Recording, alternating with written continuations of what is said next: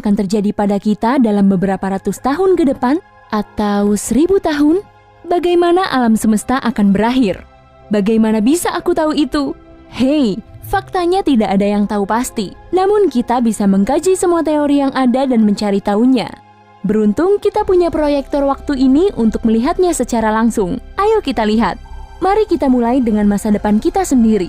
Dalam 10 tahun, umurmu akan 10 tahun lebih tua. Itu sudah pasti. Dalam 100 tahun, teknologi akan maju pesat. Dan kita semua akan menjadi bagian dari jaringan yang lebih besar dari internet. Kita juga akhirnya akan mulai menjajah planet-planet di sekeliling kita. Kemungkinan besar Mars. Hanya 1 abad dari sekarang, manusia akan menjadi spesies pertama yang kita ketahui hidup di luar bumi. Keren ya? Tapi akan lebih keren lagi. Melompat 900 tahun ke depan, ke milenium berikutnya. Dalam 1000 tahun, pemakaian teknologi manusia bukan hanya di kehidupan sehari-hari saja, tapi juga di dalam tubuh.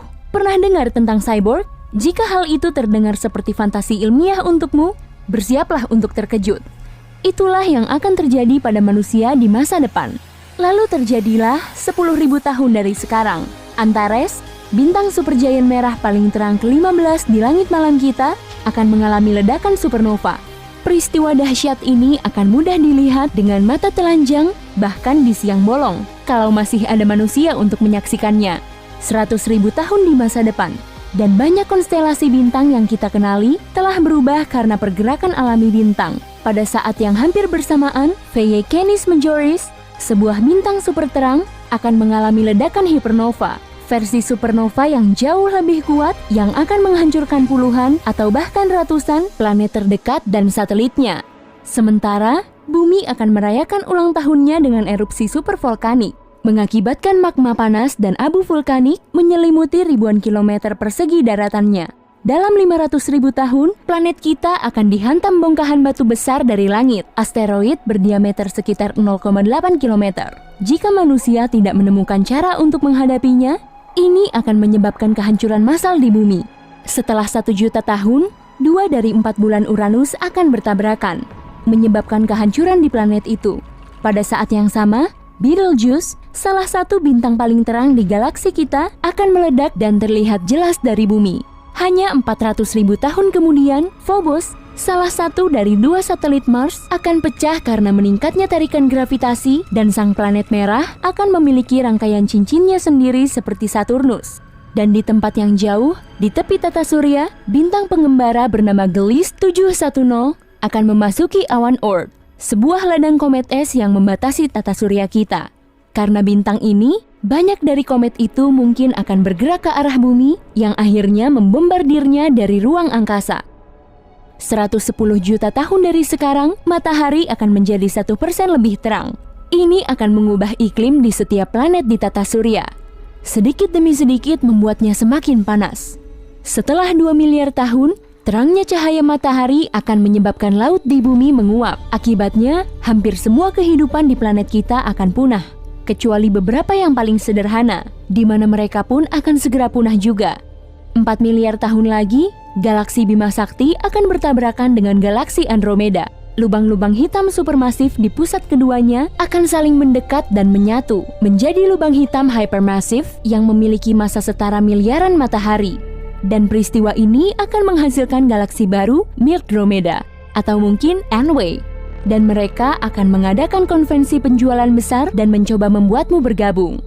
Dalam 7,9 miliar tahun, matahari akan menjadi sangat besar dan berubah menjadi raksasa merah yang menelan planet-planet terdekatnya, termasuk sekeping batu panas yang dulunya adalah bumi.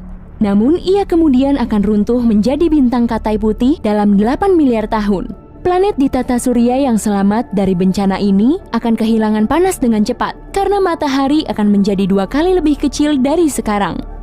Dalam 100 miliar tahun, alam semesta akan meluas dengan begitu jauh dan cepat sehingga galaksi-galaksi tidak lagi dapat diobservasi dari perspektif satu sama lain. Alam semesta terus meluas dan kecepatan peregangannya juga meningkat. Ada yang mengatakan lebih cepat dari kecepatan cahaya, sehingga mustahil untuk melihat ujung alam semesta yang sebenarnya. Dalam 1 triliun tahun, tidak akan muncul lagi bintang-bintang baru di ruang angkasa. Alam semesta akan membentang begitu luas hingga jarak antar bintang dan galaksi akan terlalu besar. Tidak akan ada lagi awan gas, sehingga tidak ada lagi material untuk membentuk bintang-bintang baru. Dalam 100 triliun tahun, era degenerasi akan dimulai. Tanpa bahan bakar untuk memberi makan bintang-bintang baru, pembentukannya akan berhenti sama sekali. Di saat yang sama, bintang-bintang yang ada perlahan-lahan akan memudar, berubah dari bintang terang menjadi bintang katai, merah, biru, putih, dan coklat.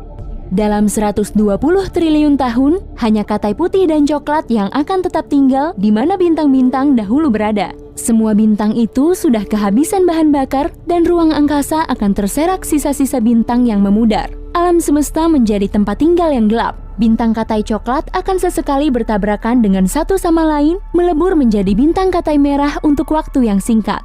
Tetapi pada akhirnya, tanpa bahan bakar, bintang ini pun juga akan padam dan meninggalkan kegelapan. Setelah 1 kuadriliun tahun, semua planet akan terlempar keluar dari orbitnya dan melayang di angkasa luar yang dingin dan gelap. Tidak ada yang bisa hidup di planet-planet ini lagi dan tidak ada yang bisa menyalakan kembali bintang-bintang di ruang angkasa. 1 kuintiliun tahun dan benda-benda yang dulunya bintang juga akan dikeluarkan dari galaksinya, mengembara di alam semesta yang kosong selama waktu yang tersisa. Menurut standar luar angkasa, itu tidaklah terlalu lama. Dalam 10 pangkat 45 tahun, bahkan partikel yang membentuk semua hal di alam semesta akan mulai membusuk. Dan ketika proses itu selesai, era lubang hitam segera dimulai. Lubang hitam akan menjadi satu-satunya benda yang tersisa di alam semesta. Sisanya akan musnah.